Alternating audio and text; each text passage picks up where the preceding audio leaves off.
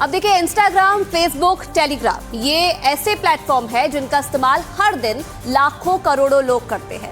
लेकिन इस डिजिटल दुनिया की चमक के पीछे एक डरावना सच भी छिपा है। जी हाँ, एनडीटीवी के स्पेशल इन्वेस्टिगेशन में ये सामने आया है कि इसमें बच्चों के यौन शोषण से जुड़ी सामग्री तक मौजूद है। हमारी जांच में वो मिला जो बेहद चिंताजनक है। बड़ा सवाल है कि इन प्लेटफॉर्म्स की जिम्मेदारी क्या है और क्या बच्चे सच में ऑनलाइन दुनिया में सुरक्षित हैं? एक इंस्टाग्राम अकाउंट, एक फेसबुक पेज, एक सजेस्टिव पोस्ट और एक टेलीग्राम चैनल, और बस कुछ ही पैसों में मिल सकता है access child sexual abuse material का। हमारे इन्वेस्टिगेशन ने इंटरनेट की ऐसी एक अंधेरी दुनिया को अनकवर किया है जहां पे एआई जेनरेटेड डीप फेक से लेके गैंग्स एंड गन कल्चर से लेके चाइल्ड सेक्सुअल अब्यूज मटेरियल बस कुछ ही क्लिक्स दूर है।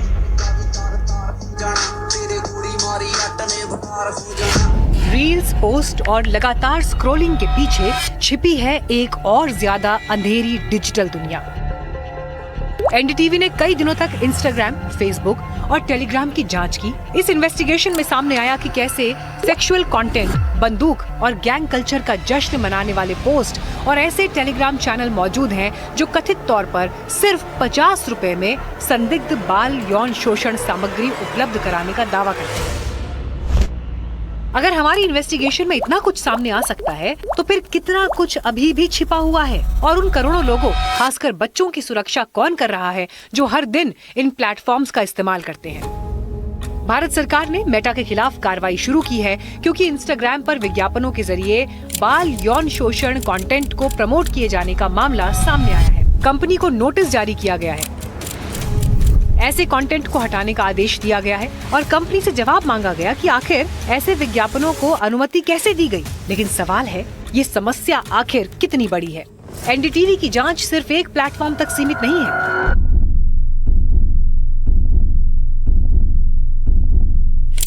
हमारे इन्वेस्टिगेशन के दौरान काफी सारे ऐसे इंस्टाग्राम अकाउंट्स हमने देखा जहां पे सेक्सुअली सजेस्टिव कंटेंट डाला जा रहा है प्रोवोकेटिव कैप्शंस के साथ, जबकि मेटा के रूल्स बोलते हैं कि एक्सप्लिसिट कंटेंट आप नहीं डाल सकते हो। ये सारे अकाउंट्स अभी भी एक्सेसिबल है।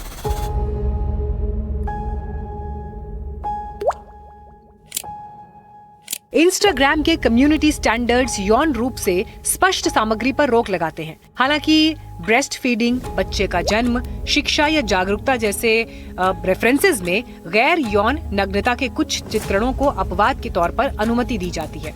लेकिन एनडीटीवी को ऐसे कई मामले मिले जहां इन अपवादों के दायरे में आने वाले कुछ वीडियोस को भी यौन संकेतों के साथ पेश किया गया था। हमारी इन्वेस्टिगेशन में इंस्टाग्राम पर ऐसे कई अकाउंट भी सामने आए जहां खुले तौर पर यौन संकेतों वाली सामग्री मौजूद थी। इन पोस्ट के साथ ऐसे कैप्शन लिखे गए थे जिनमें अलग अलग पारिवारिक और व्यक्तिगत रिश्तों को सेक्सुअल कॉन्टेक्स्ट में दिखाया गया था। इन वीडियो में कम उम्र की लड़कियां, लड़के यानी नाबालिगों का इस्तेमाल किया गया था।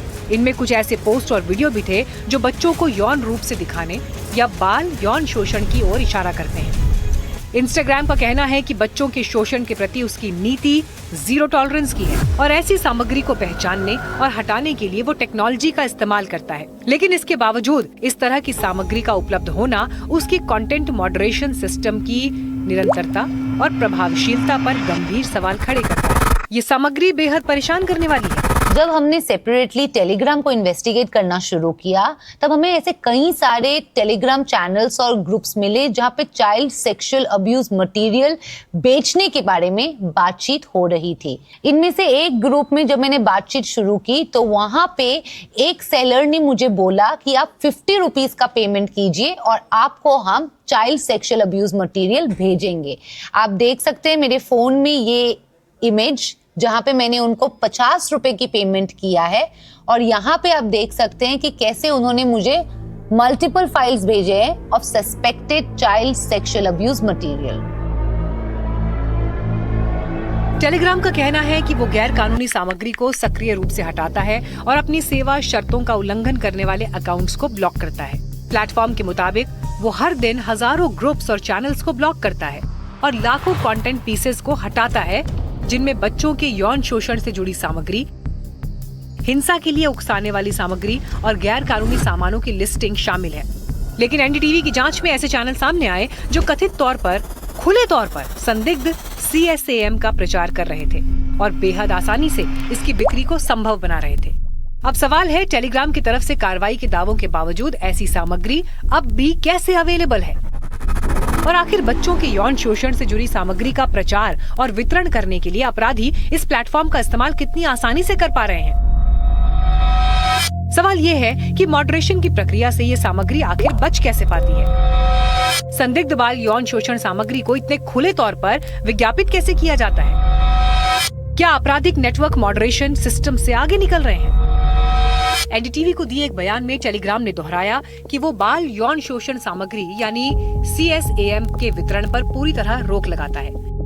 टेलीग्राम ने कहा, हम इंडस्ट्री के सबसे बेहतर मॉडरेशन सिस्टम का इस्तेमाल करते हैं और 2026 में अब तक 3,05,000 से ज्यादा CSAM ग्रुप्स और चैनल्स को हटा चुके हैं। दोबारा पोस्ट किए जाने से रोकने के लिए हम सार्वजनिक अपलोड्स की सक्रिय रूप से मॉनिटरिंग और स्कैनिंग करते हैं। इसके लिए हम इंटरनेट वॉच फाउंडेशन और भारत के I4C से मिले डेटा सेट से मजबूत किए गए हैश डेटाबेस का इस्तेमाल करते हैं। ये इन्वेस्टिगेशन बस एक ऑनलाइन प्लेटफॉर्म की कहानी नहीं है, ये इंटरनेट की उस अंधेरी दुनिया के बारे में है जहां पे हमने देखा सेक्सुअली सजेस्टिव कंटेंट फेसबुक और इंस्टाग्राम पर।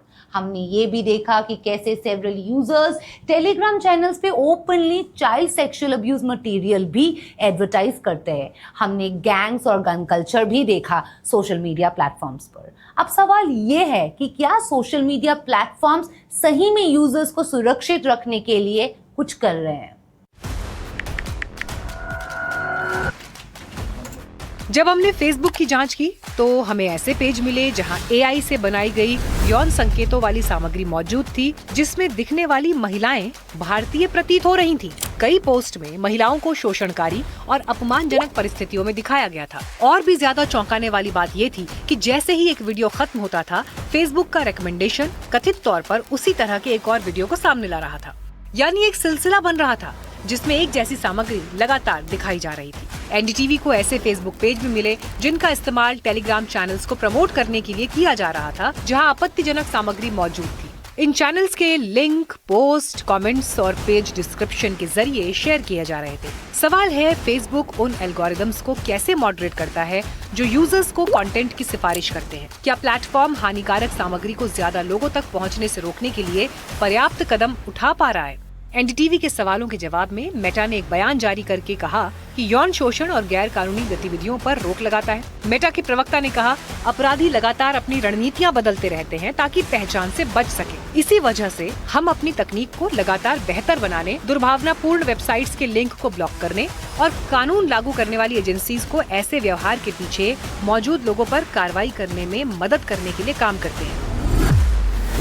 टेलीग्राम का भी कहना है कि वो गैर कानूनी सामग्री को हटाता है और वैध कानूनी अनुरोधों पर कार्रवाई करता है। लेकिन हमारी जांच में ऐसे चैनल सामने आए जो कथित तौर पर CSAM का विज्ञापन कर रहे थे और उसकी बिक्री को संभव बना रहे थे।